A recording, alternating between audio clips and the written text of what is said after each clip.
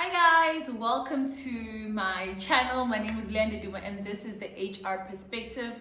I actually think I forgot how to do that because I haven't recorded in such a long time. But welcome to our new subbies. This is home. Please grab your babe, grab your notebook, grab your pen. As you can see, all things green on this side. And if you are a returning beloved, thank you so much for choosing me once again. Your HR queen is back to bring you some important content because that's exactly what we discuss here at the HR perspective.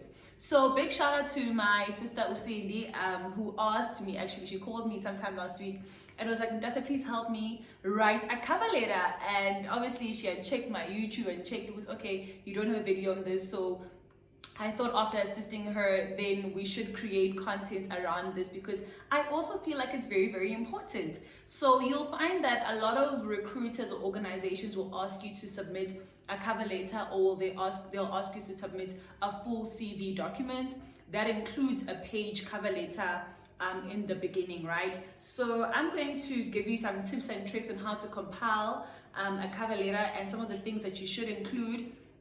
And things that you should disclose about yourself and obviously your professional journey, because it is just basically highlighting your skills and what you have to offer the organizations. So I've got 5 points of how we're going to break it down in terms of how to go about structuring your cover letter so that at a glance a recruiter can know this is the person that I'm actually looking for and this is a good cover letter.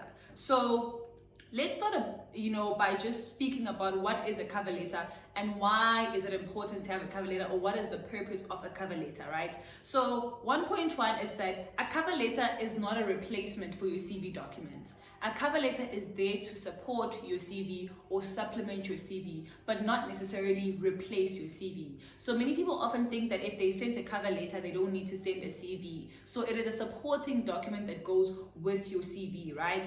So it's usually that one-page document that you send along with your CV that will basically break down or go into greater detail than your CV about the skills that you possess and about your professional journey and achievements as well, right? So it should be roughly a page, not more than a page. So we're looking at about 400 to 500 characters, right? And the purpose really for a cover letter is to introduce you and basically summarize your professional journey or your professional or basically also maybe zone in or highlight a specific skill that you may have that the company is looking for. So it's really based on you. And just like how you'd customize a CV, guys, you must customize your cover letter as well, because you will find that it could basically summarize your professional background, but in other job opportunities, they'll speak about a skill that you have extensive, knowledge in and extensive experience in, and really your cover letter can just zone in and speak about that and the relevance of why, that skill that you possess can be the answer to the challenge that the organization might be facing. So you really must be able to weigh the options, right? And then a good cover letter really, it makes life easier for a recruiter. So by reading the cover letter, I already know if I'm going to review your CV and if you are the person that the company is looking for. So it does spark the recruiter to now go in and read more about you, to review your CV and possibly call you in for an interview, right? So the structure of a cover letter, I'm going to break it down into 5 different points. And basically you can use these points to write your cover letter, right? So not more than a page, beloved, please, not 10 pages of a cover letter now going into great details about your employment journey, right? So 1.1 is your header, right? So with every letter, it has to have a header. So in your header, you can include your name, your location, your title, your email, your phone number. So basically your contact details. Some people even include their LinkedIn profile. If your LinkedIn profile speaks to the job that is being advertised or the role that is being advertised, then you can include that link on your profile as well, on your header, right?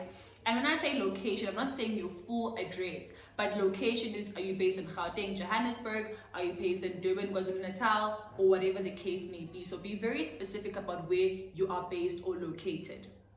Cool. Number 2, greeting. So you're going to greet the hiring manager. If you know who the hiring manager is, greeting Miss Duma, you know, like, but if you don't know, it could be recruiter, hiring manager. They are all very much respectful. So you're going to greet the hiring manager. So sometimes with that greeting, some people want to write the department's information or the hiring manager's information.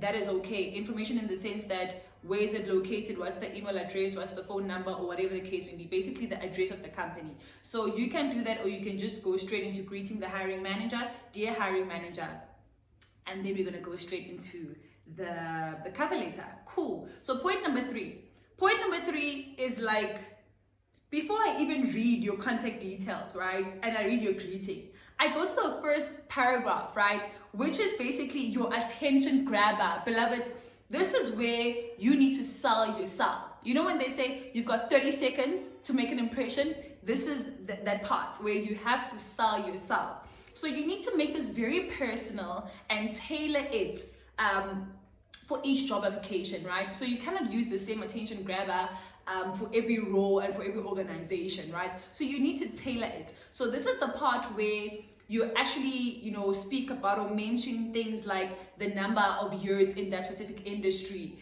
and if you possess that skill, or mention your title or whatever the case may be. I think if I can just quickly at the top of my head, this probably will not be the greatest attention grabber, but it would go something like formerly known as the corporate queen and HR enthusiast on social media. Leanda Duma is a 24-year-old young lady born and bred in Durban, KwaZulu-Natal, looking to have a footprint within the HR industry, especially in retail, with over 10 years experience in whatever the so field, servicing A, B, and C, and highlighting those things. So it needs to speak to the job title. If we are saying we're looking for a young, vibrant, young person that is ready to just change and evolve and so that is the place where you're going to introduce yourself as this young, vibrant person that is ready to just redefine human resources or whatever the case may be.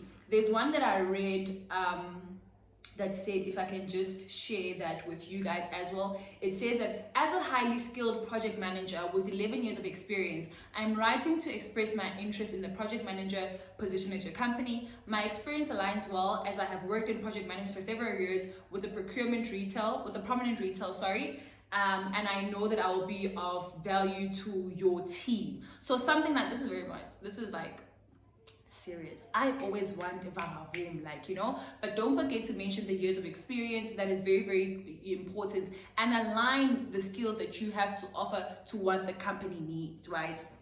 Cool. The second paragraph, which is the body of basically the letter, right? This is where you highlight your major achievements.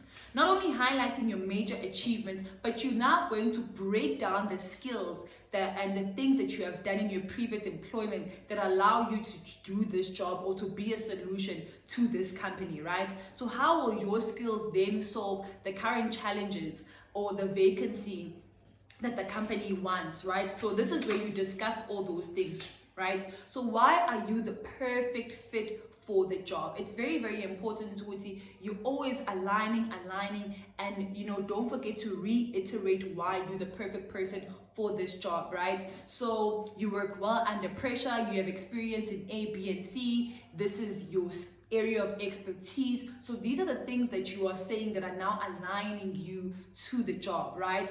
And then also link the required skills, like I said, to what skills that you possess, right? So don't forget to highlight that, hey, by the way, recruiter, this is what you want, and this is what I have, and therefore it will allow me to do that job. I hope I'm making sense, right? And then lastly, the closing paragraph, which is number 5. So basically, this is where you then will obviously write those normal remarks. If you have any further questions, please don't hesitate to contact me, or please review my CV for further details or whatever the case may be. So a cover letter is really not that complicated, guys. In fact, it's easier to write a cover letter than it is to write an entire CV. So I'm saying that if you've got 4 or 5 years experience that you're displaying in your CV, but you know, there's take that specific job or those specific skills that definitely align with what the organization or recruiter is looking for, and focus on those skills in your cover letter, right? And then at the end, you obviously have to formally salute, yours sincerely, yours warm regards, or whatever the case may be, your name. And then obviously straight after that, it will be your CV document. So I really hope that this video was of relevance and assistance to you guys. Give it a thumbs up. Tell me what you want to see more. Is there anything else that you'd like me to speak about? Don't forget to leave your comments down below. I truly appreciate you guys for being part of the family. We are now on the road to 1,000 subbies. I cannot thank you